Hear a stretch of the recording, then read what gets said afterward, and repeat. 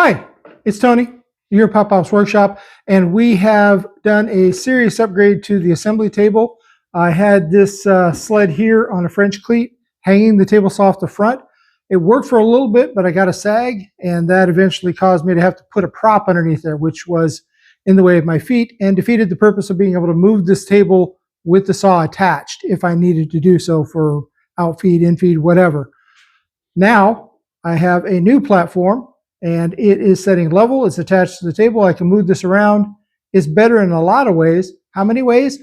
Watch the video and we'll go through how this sled is a big improvement over this old one.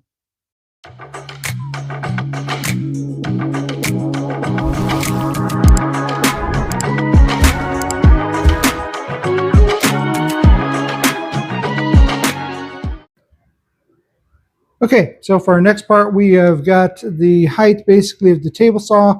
It's about 13 3/8 high, so we're going to come down from the top of the table here about 13 1/4, so we'll be about 1/8 of an inch high, which should be good for outfeed. We've used the Dovo laser on my tripod and hung the tape measure down, used the line to find 13 1/4 exactly.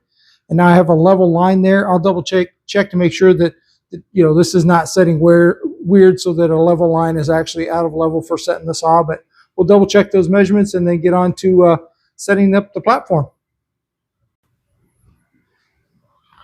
All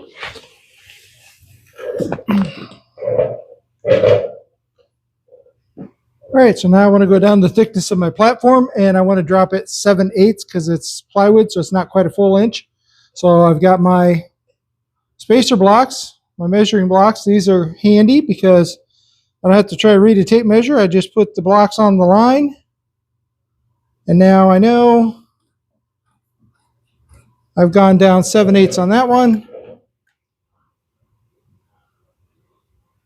I'm on the line, which is established by my laser. So that's where my supports need to go to support the top with the saw on.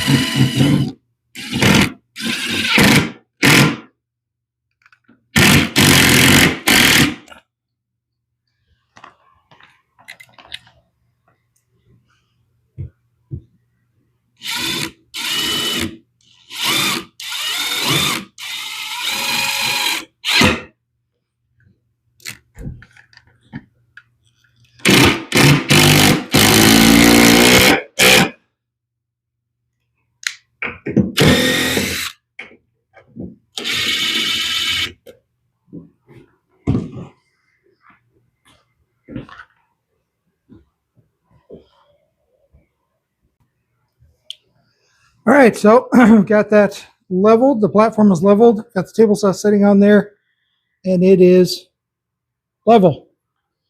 So that's done. I'm going to trim the edges on this to dress it up, but also as a lip to keep anything I sit on there from vibrating off as the saw is running. And then there's some holes there. I'll probably run some screws through to hold the saw right in place. So we'll just get some finishing touches on there and then come back and see how she looks. And one more benefit with the old sled, because of the way it was on there with the French cleat, I couldn't angle the saw to 45 and keep my dust collection hose on it. But let's see if we can get a good video on there. So you can see, not only can I do that, but I still have more room. So this is a great upgrade, especially when I was at 45, I'd have to leave the hose off, make a mess, clean it up. Now we can keep the dust collection on. Better for my lungs, better for the shop, better all the way around. All right, so we know the platform is level. We're checking and our gauge, once we've got it fixed, had a little corrosion in it. We cleaned that up, bad battery evidently. Cleaned it up, it's working just fine. That's reading zeros.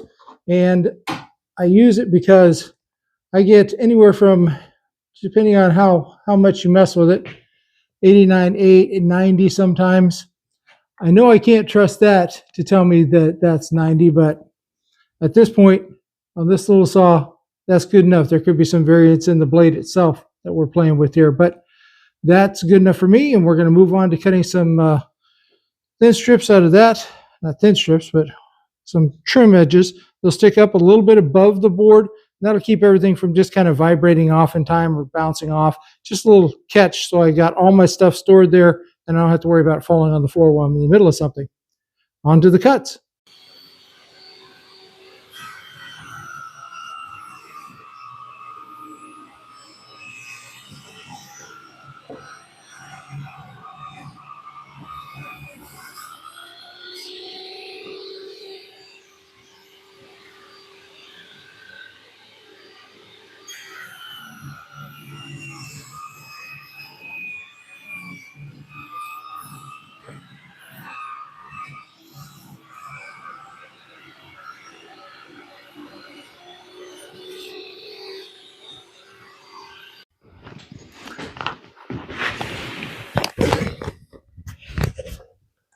All right, so got a couple trim pieces for the sides. I'll cut the front when I'm done. I'm just going to use butt joints here because I'm not sure this is the trim I want to live with.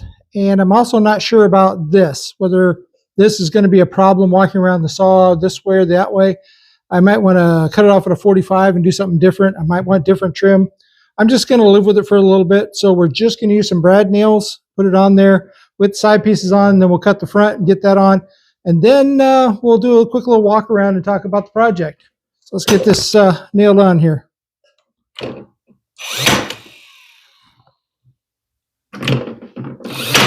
You notice I'm going up and down instead of this way. I don't want this to curve and blow out. So that's why I'm doing that.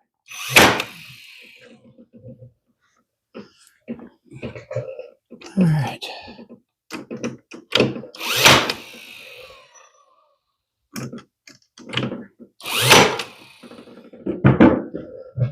All right, that's done. I won't put you through the trouble of all the rest of them, but we'll get this trimmed out and then we'll take a look at it. All right, so we've gone from that to this. Now I can have all my accessories just kind of sitting there. My grippers, love the grippers. Don't use a table saw without having a gripper. It is absolutely a hand saver, and I'll show you how. Those could have been my fingers, but as it is, it's some sacrificial plastic that I can replace. Thank you, gripper, for saving my fingers.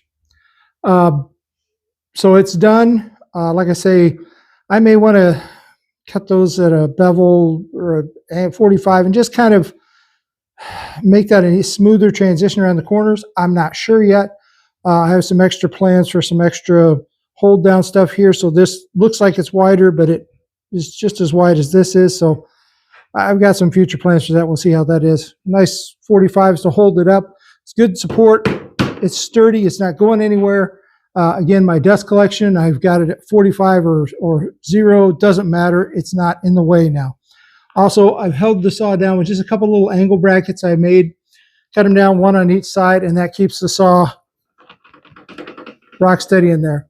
Had to leave just a little bit of a gap, of course, so that that'll function. But yeah, that is a major upgrade to the assembly table, and I'm very, very happy with it. The outfeed is going to be great. I've got plenty of infeed going back. Next project on the assembly table will be replacing that top. As you can see, I have the grid system from Microjig mounted on my router. I'm going to be putting a new top on here, maybe some T-track down the middle, and definitely several grids, because I've used these, even though I messed them up to begin with, and they work amazing. So that's the next thing out. I'm going to be running that on some new top, probably a couple pieces. We'll see. I've got some scrap out there. I may just do a scrap top and put some other accessories on there, fancy it up, make it more useful. So that's the next step. But so far for this one, I couldn't be happier. So again, just I had to have a place to keep my accessories handy. Was tired of setting them up here, reaching for them all the time. It's just not safe. So this gives me more room. It's sturdier. It's just better in every single way. So maybe you're upgrading something in your shop. Put it in the comments. We'd love to hear about it. If you got pictures, we'd love to see those as well. Video links, whatever you got, I'd like to see it. So as always, thank you for stopping in. We appreciate that you took your time to watch this video of me just building a flat table to hang off the end of my assembly table. But thank you again for that. And remember, you can do this.